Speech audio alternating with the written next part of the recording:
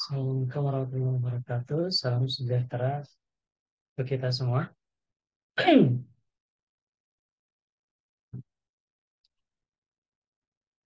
Pada kesempatan kali ini, kita akan mendengarkan bagaimana Alfiana Sukmanabila mempresentasikan mengenai hasil penelitiannya yang berjudul Pengaruh Kepemilikan Institusional, Kepemilikan Manajerial, dan Risiko Bisnis terhadap struktur modal dengan ukuran perusahaan sebagai variabel moderasi.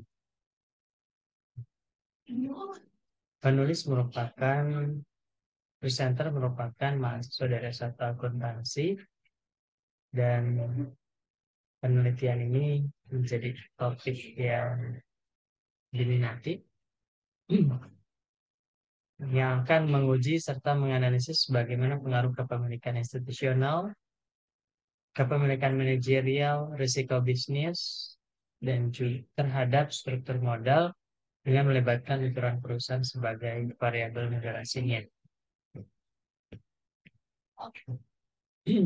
Kalau kita lihat penelitian ini termasuk penelitian kuantitatif dengan menggunakan data sekunder, di mana perusahaan properti dan real estate yang terdaftar di Bursa Efek Indonesia menjadi populasinya, dan dengan teknik purposive sampling dipilih perusahaan sektor properti yang konsisten melaporkan laporan keuangannya, kemudian memiliki data yang lengkap serta menggunakan mata uang rupiah. Dalam mengumpulkan datanya, penelitian ini menggunakan data sekunder yang langsung dari website Bursa Efek Indonesia. Mari kita simak penjelasan lebih lanjut. Saya persilakan.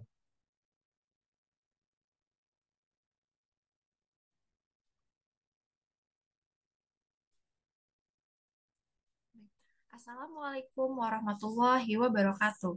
Salam sejahtera bagi kita semua. Perkenalkan, nama saya Alfiana Sukmanabila. Pada kesempatan kali ini saya ingin mempresentasikan skripsi saya yang berjudul Pengaruh Kepemilikan Institusional, Kepemilikan Manajerial, dan Risiko Bisnis terhadap Struktur Modal dengan Ukuran Perusahaan sebagai Variabel Moderasi.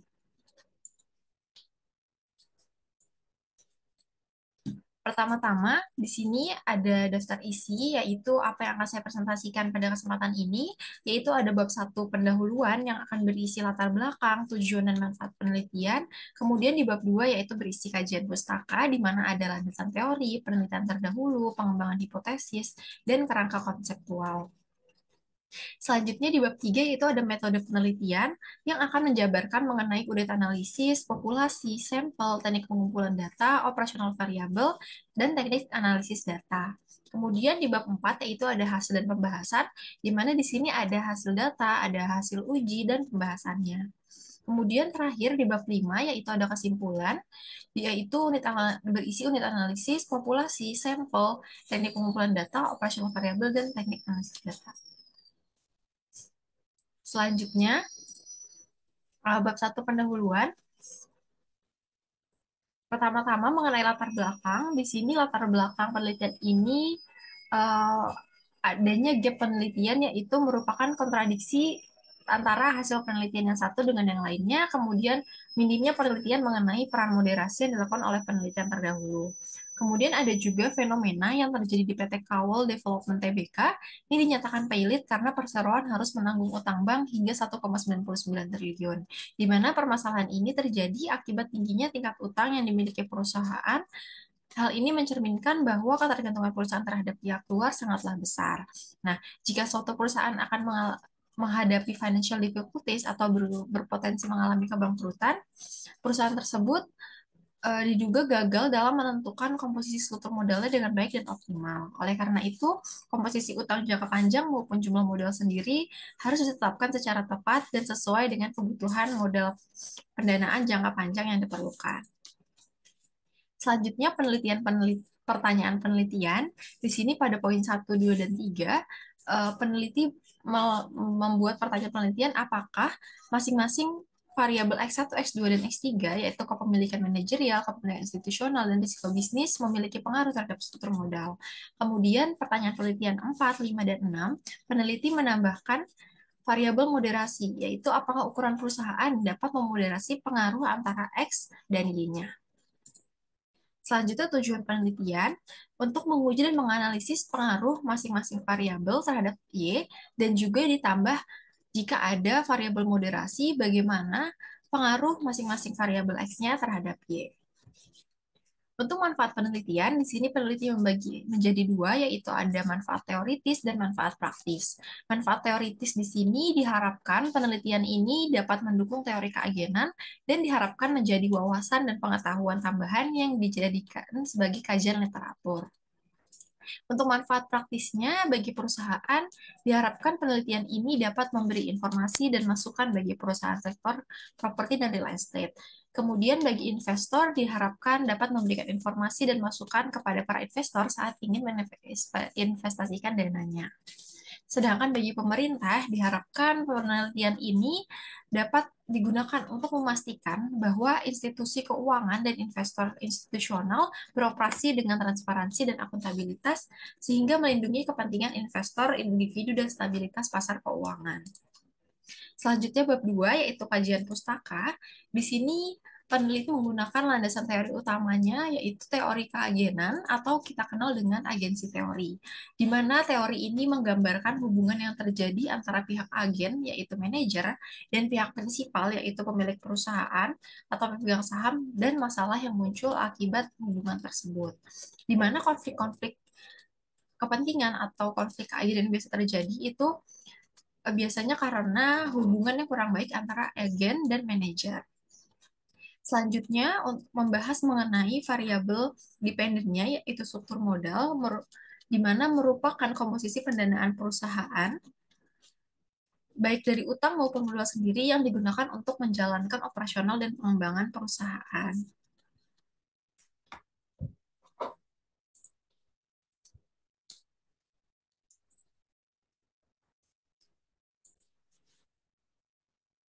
Baik, selanjutnya itu variabel independen pada penelitian ini ada 3, yaitu kepemilikan manajerial, kepemilikan institusional, dan risiko bisnis. Di mana kepemilikan manajerial merupakan situasi di mana manajer memiliki saham perusahaan yang menyebabkan peran ganda bagi para manajernya, yaitu sebagai manajer yang ingin memajukan perusahaan dan sebagai pemegang saham yang ingin mendapatkan keuntungan. Kemudian untuk kepemilikan institusional merupakan jumlah saham yang dimiliki oleh pihak tertentu seperti institusi keuangan, asuransi, dan pemerintah dalam suatu perusahaan. Kemudian variabel yang ketiga yaitu risiko bisnis merupakan ancaman yang dihadapi perusahaan dalam menjalankan kegiatannya di mana ketidakpastian tingkat pengembalian atau laba sebelum bunga dan pajak atau EBITDA dapat menyebabkan ketidakmampuan perusahaan untuk menutupi biaya operasional. Kemudian untuk variabel Z-nya, variabel moderasi pada penelitian ini adalah ukuran perusahaan yang merupakan tolak ukur besar kecilnya perusahaan yang dapat dilihat dari beberapa aspek, seperti jumlah kepemilikan aset, penjualan dalam kurun waktu tertentu, market share, kapitalisasi pasar, dan lain sebagainya. Selanjutnya untuk penelitian terdahulu, di sini contohnya ada the effects of managerial ownership, institutional ownership, and profitability on capital structure with firm size as a moderating variable, di mana penulisnya adalah Bapak Muhammad Kafid, Ibu Rida, dan Ibu Era Eva tahun 2020. Kemudian penelitian terdahulu yang digunakan peneliti lainnya adalah yang berjudul likuiditas, struktur aset kepemilikan manajerial, kepemilikan institusional terhadap struktur modal dengan firm size sebagai moderasi yang ditulis oleh Bapak Richard Julian dan Bapak Richard Herman Muslim yang diterbitkan pada Jurnal Kontemporer Akuntansi tahun 2024.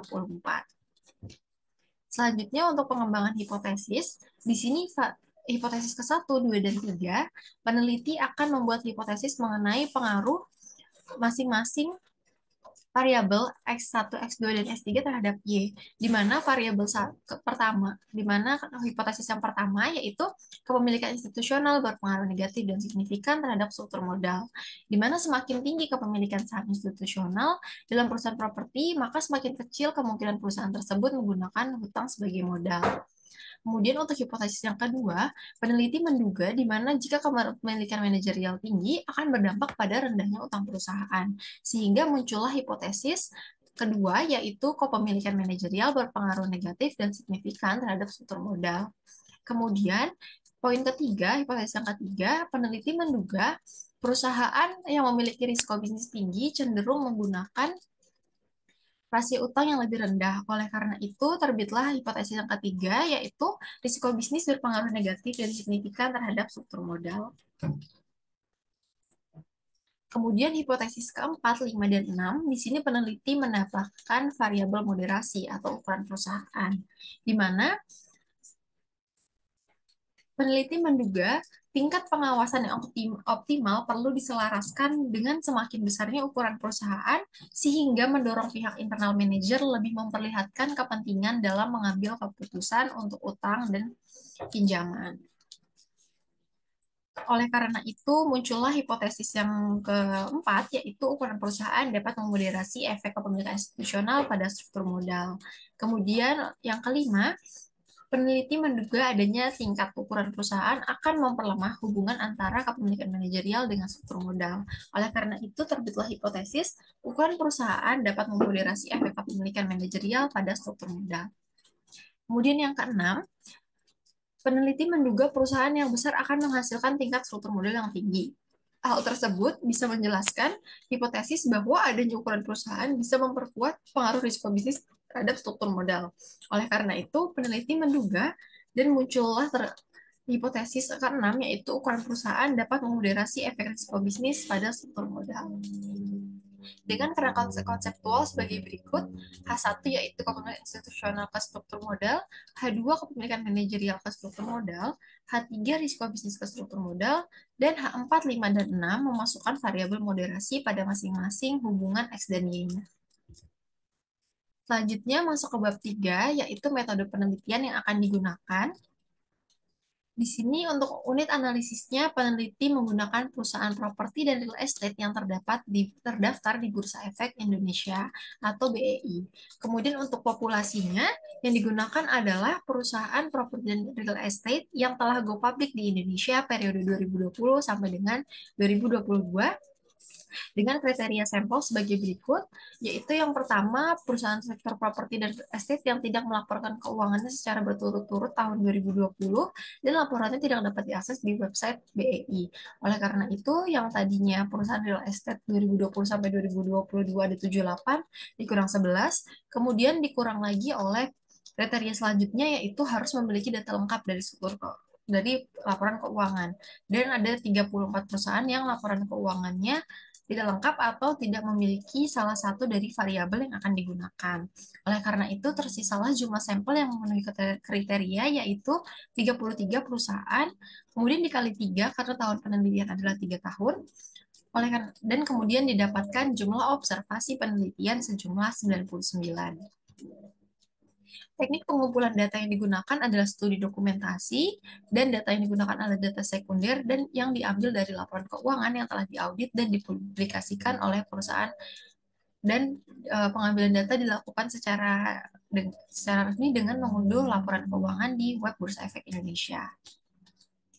Untuk operasional variabelnya, variabel dependent yaitu struktur modal dihitung menggunakan debt to equity ratio, yaitu total utang dibagi total ekuitas. Kemudian untuk variabel independennya, yang pertama, kepemilikan manajerial dihitung dengan membagi jumlah kepemilikan saham yang dimiliki manajer pada akhir tahun dibagi dengan total keseluruhan jumlah saham. Untuk kepemilikan institusional, digunakan rumus yaitu jumlah kepemilikan saham yang dimiliki institusi pada akhir tahun dibagi dengan total keseluruhan jumlah saham. Kemudian untuk risiko bisnis menggunakan degree of operating leverage yang caranya yaitu dengan EBIT tahun sebelumnya dikurang dengan EBIT tahun yang akan dicari dibagi dengan EBIT tahun sebelumnya, dan dibagi dengan penjualan tahun tersebut dikurang penjualan tahun sebelumnya dibagi penjualan tahun sebelumnya. Untuk teknik analisis data, yang pertama yaitu adalah statistik deskriptif, di mana teknik analisis ini digunakan sebagai gambaran mengenai karakteristik data yang berasal dari sampel. seperti mean, modus, persentil, detil, kuartil dalam bentuk angka maupun diagram. Penelitian ini menggunakan software IFUSE 12. Selanjutnya, untuk melakukan analisis regresi data panel, ditentukan dulu model yang akan digunakan, yaitu apakah common effect model, fixed effect model, atau random effect model. Kemudian, kriteria dari uji pemilihan model itu ada 3 cara yang dilakukan, yaitu uji Chow. Jika hasil probability square lebih dari 0,05, maka model CM yang terpilih. Dan jika probability square kurang dari 0,05, maka yang terpilih adalah model FEM atau fixed effect model. Kemudian jika yang terpilih ada FEM, maka lanjut ke uji berikutnya yaitu uji Hausman, di mana jika kriterianya probabilitas lebih dari 0,05, maka model random yang terpilih, jika kurang, maka FEM yang terpilih. Selanjutnya, jika yang terpilih adalah model REM, maka kita harus melanjutkan ke uji selanjutnya, yaitu Rayleigh multiplier, dengan kriteria sebagai berikut, yaitu cross section harus lebih dari 0,05, jika maka itu akan masuk model common effect model. Selanjutnya teknik analisis data yaitu ada 4, namun ini akan disesuaikan lagi dengan model yang akan digunakan. Umumnya uji asumsi klasik itu ada 4, yaitu uji normalitas, heteroskedastisitas, multikolinearitas, dan autokorelasi dengan syarat tertera di layar. Kemudian untuk teknik analisis datanya, di sini ujian hipotesis akan menggunakan rumus Y sama dengan alfa ditambah beta X1 dikali X1 ditambah beta 2 dikali X2 ditambah beta X3 dikali X3.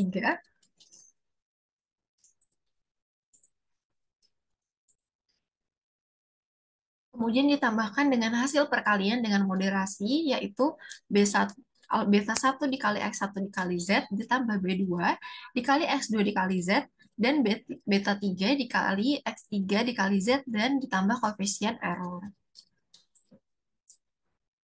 Selanjutnya untuk teknik analisis data, di sini uji hipotesisnya yang pertama itu adalah uji T, di mana uji T ini adalah untuk menguji apakah hipotesis diterima atau tidak, apakah variabel berpengaruh atau tidak. Kemudian untuk uji F adalah untuk menguji apakah model regresi layak digunakan atau tidak layak digunakan.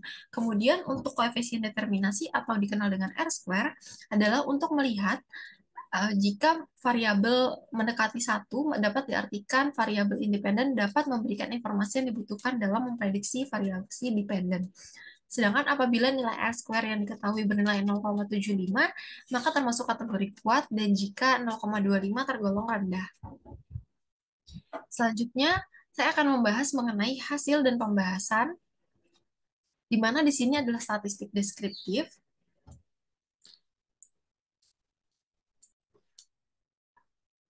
Untuk variabel Y-nya, yaitu struktur modal, di mana nilai minimumnya adalah minus 55,729, yaitu terdapat pada PT Bliss Property Indonesia tahun 2020. Kemudian untuk nilai maksimumnya adalah 6,877, yang terdapat pada perusahaan Bliss Property tahun 2020. Kemudian untuk nilai meannya atau nilai rata-ratanya adalah 0,24, dan nilai standar deviasinya adalah 5,81, di mana data ini dapat dikatakan bersifat homogen karena nilai rata-rata lebih kecil daripada standar deviasinya. Kemudian untuk variabel X1 di sini nilai minimumnya adalah 0,138655, yaitu dari PT Intiland Development Tbk tahun 2020, dan nilai maksimumnya adalah 0,997 yang diperoleh pada PT Bliss Property tahun 2020 sampai dengan 2021. Selanjutnya, kepemilikan institusional ini memiliki rata-rata 0,602 dan nilai standar deviasi adalah 0,208, di mana data ini menunjukkan bahwa variabel kepemilikan institusional bersifat homogen karena sebaran data antar unit analisis tidak jauh berbeda. Kemudian untuk kepemilikan manajerial atau variabel X2, di sini nilai terendahnya, nilai minimumnya yaitu 0,000 minus 10 sekian, di mana diperoleh dari nilai PT Urban Jakarta Propertindo tahun 2020 sampai 2022 dan nilai tertinggi adalah 0,84988 dari PT Maha Properti Indonesia Tbk tahun 2020 sampai 2022. Kemudian kepemilikan manajerial ini memiliki nilai rata-rata atau MEAN yaitu 0,147 dan nilai standar deviasinya 0,217 yang mengatakan bahwa data ini bersifat heterogen karena sebaran data yang sangat bervariasi. Kemudian untuk risiko bisnis, nilai minimumnya adalah minus 5673,949 dari PT Fortune Made Indonesia Tbk tahun 2020 dan nilai maksimumnya yaitu 155,916 dari PT Pujiadi Prestige Tbk tahun 2020. Selanjutnya, untuk nilai rata-rata dari variabel risiko bisnis yaitu adalah minus 85,98 dan nilai standar deviasinya adalah 622,5752, di mana nilai dari standar deviasi lebih besar daripada nilai rata-rata menunjukkan bahwa data bersifat heterogen karena sebaran data yang bervariasi. Kemudian untuk variabel Z atau ukuran perusahaan, di mana nilai terendah yaitu adalah 25,249 15 yaitu dari perusahaan Trimitra Prawara Goldland Tbk tahun 2020, sementara nilai tertinggi atau maksimum sebesar 31,58382. Dan nilai tertingginya adalah 31,583 yang diperoleh dari PT Bis Property Tbk tahun 2021. Di mana pada variabel ini nilai standar deviasi lebih kecil daripada nilai rata-rata, yang menunjukkan bahwa data bersifat homogen karena sebaran data antar unit tidak jauh berbeda. Selanjutnya, uji hasil pemilihan model. Yang pertama dilakukan adalah uji Chow, di mana hasilnya bisa terlihat di layar bahwa hasil regresi model fixed effect dan common effect model menggunakan uji Chow diperoleh F statistik dan nilai probability sebesar 0,5997, di mana lebih besar dari 0,05, maka H0 diterima, sehingga model data yang digunakan adalah common effect model atau CEM. Selanjutnya, uji Lagrange multiplier. Di sini, hasil dari regresi diperoleh hasil pengujian LM untuk common effect, yaitu random effect model adalah diperoleh probabilitas cross section sebesar 0,781, di mana lebih besar dari nilai alfa, yaitu 5%, sehingga H0 diterima, dan dapat disimpulkan bahwa model yang digunakan adalah common effect model. Pada pengujian pemilihan model ini ada satu uji lagi yaitu uji Hausman. Namun karena hasil dari uji-uji sebelumnya adalah common effect model yang ditemukan peneliti, maka tidak perlu dilakukan untuk uji Hausman. Sudah cukup jika ditemukan hasilnya adalah common effect model. Selanjutnya masuk ke uji asumsi klasik, di mana jika menggunakan common effect model, maka uji asumsi klasik yang digunakan adalah uji multikolinearitas, uji heteroskedastisitas, di mana uji multikolinearitas di sini memiliki hasil bahwa keempat variabel bebas lebih kecil dari 10. Hal ini menunjukkan bahwa tidak terjadi multikolinearitas. Selanjutnya, untuk uji heteroskedastisitas, dapat kita lihat bahwa nilai probabilitas dari kepemilikan institusional, struktur modal, dan ukuran perusahaan lebih besar dari taraf signifikan, yaitu 0,05, yang mengindikasikan bahwa tidak terdapat masalah heteroskedastisitas. Selanjutnya, yaitu adalah hasil regresi moderasi, di mana di sini diperoleh hasil dari persamaannya yaitu minus 37,6654 sekian ditambah 95,71 dikurang 3,517 dikali X1Z dikurang dengan 30,88 kali X2 ditambah 1,154 dikali X2Z dikurang 0,011 dikali X3 dan ditambah 0,0003 dikali X3Z dan ditambahkan 1,437 dikali Z. Di mana dari hasil MRA ini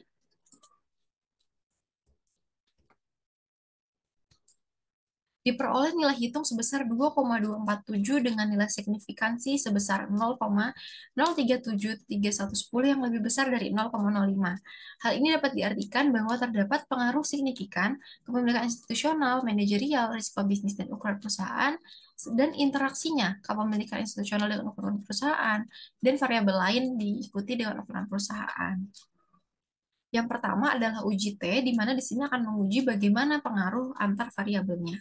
Untuk yang pertama, nilai kepemilikan institusional memiliki nilai signifikansi sebesar 0,0308. Hal ini berarti bahwa kepemilikan institusional berpengaruh terhadap struktur modal. Karena nilai signifikansinya lebih besar dari 0,05. Dengan demikian dapat disimpulkan bahwa hipotesis 1 diterima. Selanjutnya, untuk uji T, variabel yang kedua, yaitu adalah kepemilikan manajerial memiliki nilai signifikansi sebesar 0,5931, di mana hal ini berarti bahwa kepemilikan manajerial tidak berpengaruh terhadap struktur modal karena nilai signifikansinya lebih besar dari 0,05. Maka hipotesis 2 ditolak. Kemudian untuk risiko bisnis, nilai signifikansinya yaitu sebesar 0,95, di mana lebih besar dari 0,05, sehingga hipotesis 3 ditolak. Selanjutnya di sini variabel uji T yaitu dengan memasukkan variabel moderasi. Hipotesis keempat yaitu kepemilikan institusional diikuti dengan moderasi ukuran perusahaan memiliki nilai signifikansi 0,0222 yang menunjukkan bahwa ukuran perusahaan dapat memoderasi pengaruh antara kepemilikan institusional terhadap struktur modal. Maka hipotesis keempat diterima. Kemudian untuk variabel manajerial dimoderasi dengan struktur modal memiliki nilai signifikansi sebesar 0,525 yang lebih besar dari nilai signifikansi 0,05. Maka menunjukkan bahwa perusahaan tidak dapat memoderasi pengaruh antara kepemilikan manajerial terhadap struktur modal. Selanjutnya uji T hipotesis yang keenam yaitu nilai interaksi risiko variabel dengan ukuran perusahaan sebagai moderasi adalah 0,9073 yang lebih besar dari 0,05. Maka disimpulkan bahwa hipotesis 6 ditolak karena ukuran perusahaan tidak dapat memoderasi pengaruh antara risiko bisnis terhadap struktur modal. Selanjutnya adalah uji koefisien determinasi atau R-square. Di sini nilai adjusted R-square adalah 0,081795 yang artinya kepemilikan institusional, kepemilikan manajerial, risiko bisnis ukuran perusahaan, kemudian interaksinya jika dimasukkan variabel ukuran perusahaan sebagai moderasi, maka menjelaskan variabel struktur modal sebesar 8,2%. Hal ini juga dapat dimaknai bahwa 91,8% dipengaruhi oleh variabel lain di luar variabel yang telah disebutkan dalam penelitian ini. Nilai adjusted R-square 0,08175 lebih besar dari sebelumnya yang 0,024, maka variabel ukuran perusahaan dinyatakan dapat memperkuat hubungan kepemilikan institusional. Selanjutnya pembahasan. Yang pertama di sini adalah pengaruh kepemilikan institusional terhadap struktur modal. Seperti yang kita ketahui bahwa nilai hipotesis 1 itu diterima bahwa kepemilikan institusional berpengaruh terhadap struktur modal. Pengaruh di sini menjelaskan bahwa semakin tingginya saham institusional dalam perusahaan, maka semakin kecil perusahaan tersebut menggunakan hutang sebagai modal. Nah, hal ini juga hasil penelitian ini sejalan dengan penelitian Julian Ruslim tahun 2024, Wang et al. 2023, dan Mariani tahun 2021. Namun, penelitian ini tidak sejalan dengan penelitian Khabib et al. Tahun 2020 yang memberikan hasil bahwa struktur modal tidak dapat dipengaruhi oleh kepemilikan institusional. Selanjutnya adalah kepemilikan manajerial terhadap struktur modal di mana H2 ditolak karena nilai signifikansinya lebih besar dari 0,05. Nah, tidak adanya pengaruh yang signifikan antara kepemilikan manajerial terhadap struktur modal pada perusahaan properti dan real estate dapat diperjelas melalui beberapa faktor dalam konteks industri, yaitu bisnis properti dan real estate. Kepemilikan manajerialnya biasanya tidak memiliki pengaruh langsung yang besar terhadap keputusan keuangan yang melibatkan struktur modal.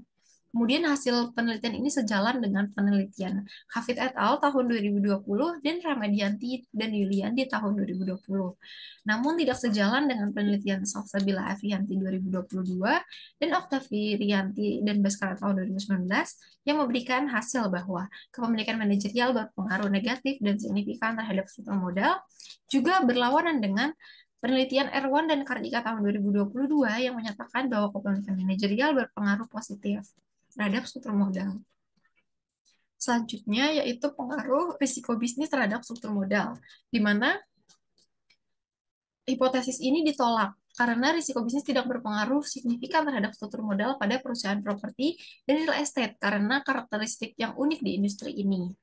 Perusahaan properti dan real estate umumnya memiliki aset fisik berupa tanah dan bangunan untuk mendapatkan pinjaman dari lembaga keuangan. Dalam konteks ini, risiko bisnis dengan fluktuasi pasar atau permintaan properti tidak secara langsung mempengaruhi kemampuan perusahaan untuk mendapatkan pendanaan. Kemudian hasil dari penelitian ini sejalan dengan penelitian yang dilakukan oleh Erwan dan Kartika tahun 2022 dan Admin et al. Tahun 2023. Namun berbeda dengan penelitian yang dilakukan oleh Lianto et al. 2020 dan Farah Firdayanti tahun 2022 yang mengatakan bahwa struktur modal berpengaruh negatif terhadap bahwa risiko bisnis berpengaruh negatif terhadap struktur modal. Selanjutnya, di sini akan membahas mengenai variabel moderasi terhadap kepemilikan institusional terhadap struktur modal, di mana hipotesis ini diterima karena nilai signifikansinya adalah 0,025, 0,22 yang lebih kecil dari 0,05. Biasanya perusahaan dengan kapasitas besar memiliki transaksi dan beban perputaran yang cukup tinggi.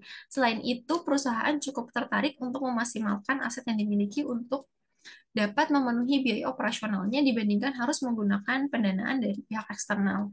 Melihat hal ini, ukuran perusahaan atau firm size mampu untuk memperkuat pengaruh tingkat kepemilikan institusional terhadap struktur modal.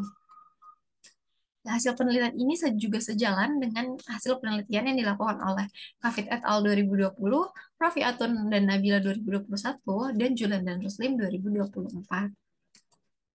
Selanjutnya yaitu pengaruh kepemilikan manajerial terhadap struktur modal dengan ukuran perusahaan sebagai variabel moderasi, di mana hipotesis ini ditolak karena nilai signifikansinya adalah 0,5525, yaitu lebih besar dari 0,05.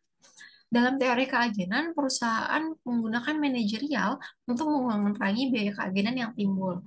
Semakin tinggi kepemilikan manajerial, maka semakin ketat pula pengendalian perilaku manajerial dalam pengambilan keputusan pendanaan. Namun, di sisi lain, ukuran perusahaan yang besar semakin meningkatkan model operasional perusahaan. Hasil penelitian ini sejalan dengan penelitian yang dilakukan oleh Julian dan Ruslim 2024 yang menyatakan bahwa ukuran perusahaan tidak memoderasi hubungan antara kepemilikan manajerial terhadap struktur modal. Sejalan dengan penelitian Kafid et al. 2020 yang menyatakan bahwa ukuran perusahaan tidak memoderasi hubungan antara kepemilikan manajerial terhadap struktur modal.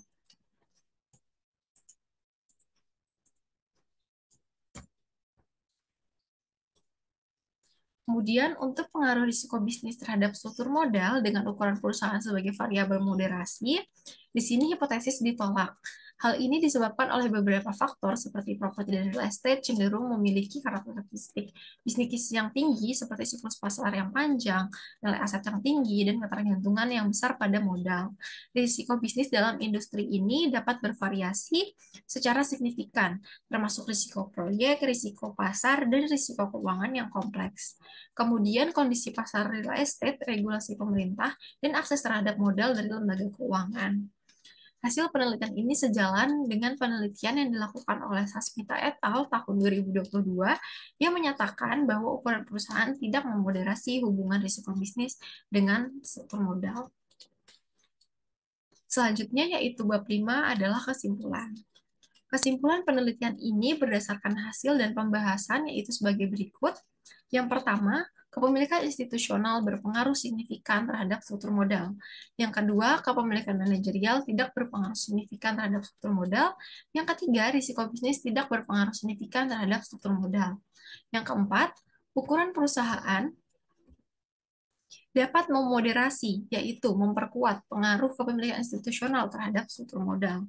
Kemudian yang kelima, ukuran perusahaan tidak dapat memoderasi pengaruh antara kepemilikan manajerial terhadap struktur modal. Dan yang keenam, ukuran perusahaan tidak dapat memoderasi pengaruh antara risiko bisnis terhadap struktur modal. Kemudian implikasi dari penelitian ini yang pertama implikasi teoritis, yaitu untuk mendukung teori keagenan yang digunakan, yaitu sebagai teori pendukung dalam penelitian ini. Penelitian ini dapat membuktikan kembali pengaruh masing-masing variabel independen dalam terhadap variabel dependennya. Kemudian implikasinya yaitu menjadi wawasan dan pengetahuan tambahan yang dapat dijadikan sebagai kajian literatur bagi peneliti lain untuk melakukan penelitian selanjutnya. Kemudian implikasi praktisnya yaitu bagi perusahaan, penelitian ini dapat memberi informasi dan masukan bagi perusahaan sektor properti dan real estate untuk mengoptimalkan penggunaan sumber dana. Kemudian bagi investor, penelitian ini dapat memberikan informasi dan masukan saat ingin melakukan investasi dananya kepada perusahaan. Selanjutnya bagi pemerintah, implikasi dari penelitian ini dapat memberikan peran kepemilikan institusional dalam perusahaan, dapat membantu pemerintah dalam memperkuat pengawasan dan regulasi di pasar modal. Keterbatasan dari penelitian ini yaitu pada beberapa variabel terdapat nilai yang tidak lengkap dalam laporan keuangan. Kemudian yang kedua, minimnya kajian empiris dengan modal penelitian yang sama membuat peneliti kesulitan membandingkan pembuktian hipotesis penelitian, khususnya pada penggunaan ukuran perusahaan sebagai variabel moderasi dalam hubungan berbagai variabel yang mempengaruhi struktur modal. Kemudian penelitian ini hanya dilakukan dalam kurun waktu 2020 sampai 2022 sehingga kurang mempresentasikan kinerja perusahaan dalam konteks struktur modal. Rekomendasi bagi penelitian selanjutnya diharapkan dapat memperluas sampel penelitian serta menambahkan periode penelitian hingga hasil yang didapatkan dapat menggambarkan kondisi yang terjadi dalam jangka panjang dan menambahkan variabel yang dapat mempengaruhi struktur modal perusahaan. Sekian presentasi skripsi saya. Mohon maaf apabila ada kesalahan. Terima kasih. Wassalamualaikum warahmatullahi wabarakatuh.